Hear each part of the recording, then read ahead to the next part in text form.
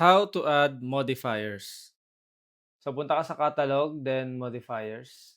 New modifier. Then, lagyan mo lang dito, halimbawa, add-on. Tapos, single or multiple. Single, isa lang yung pwede mong piliin. Multiple naman, pwedeng yung dalawang modifier sa isang product. So, gawin natin single lang muna. Okay? So, lagyan natin dito, coffee jelly. 10 pesos. Tapos, espresso shot. Yan, 10.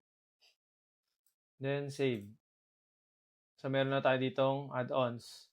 Punta ka dito sa products or services, tapos classic iced latte.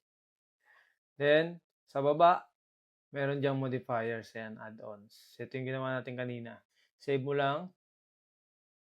So, okay na. Makikita mo siya pag pumunta ka dito sa POS.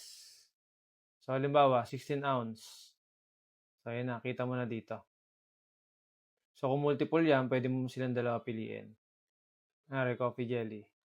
So, ayan. Kita mo na siya dito. Okay? So, ganun lang kadali mag-add ng modifier sa merchant tree.